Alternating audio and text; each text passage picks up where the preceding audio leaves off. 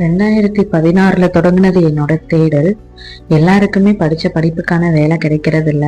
அப்படிதான் நானும் கடந்த 10 வருஷமா எத்தனையோ ஆஃபீஸ்ல கம்பெனிஸ்ல நான் ஒர்க் பண்ணியிருக்கேன்.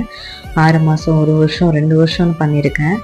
ஆனா எல்லாமே ஒரு இன்கம் பேஸ் பண்ணி மட்டும்தான் இருந்ததே தவிர எனக்கு ஒரு சாட்டிஸ்ஃபேக்ஷனே கிடைக்கல. ஒரு வழியா நான் அலைஞ்சு திரிஞ்சு தேடி தேடி நிறைய ப்ராப்ளம்ஸை ஃபேஸ் பண்ணி என்னோட வெற்றிக்கான பாதை எது அப்படிங்கிறத நான் கண்டுபிடிச்சு அந்த பாதையில கொஞ்சம் தூரம் போய் இப்போ வெற்றிக்கான முதல் படியில நான் ஏறி இருக்கேன்.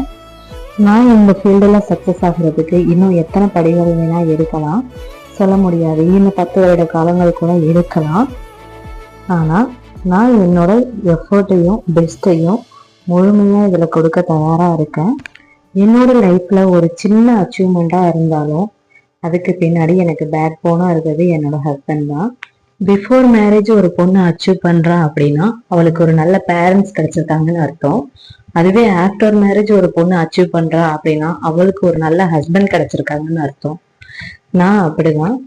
உண்மையா சொல்ல போனா என்னோட ஹஸ்பண்ட் எனக்கு கடவுள் கொடுத்த வரம் தான். நான் எந்த ஒரு முடிவு எடுத்தாலும் அதுல லாபமா இருந்தாலும் நஷ்டமா இருந்தாலும் எல்லாத்துலயுமே என் கூட கை கொடுத்து நிப்பாரு. என் லைஃப்ல இன்னொருத்தவங்களுக்கு நான் தேங்க் பண்ணணும்னா அது கண்டிப்பா எங்க அம்மா தான். என் குழந்தைய பார்த்துக்கிட்டு நான் இவ்வளவு தூரம் வர்றதுக்கு எனக்கு ரொம்ப சப்போர்ட்டிவா இருந்தாங்க. ஓகே, என்னோட சக்சஸ்க்கு ஃபர்ஸ்ட் ஸ்டெப் எடுத்து வச்சிருக்கேன்னா இன்னும் அடுத்தடுத்த ஸ்டெப்புக்கு போறதுக்கு கண்டிப்பா நீங்களும் பிளஸ் பண்ணுங்க. Thank you for all.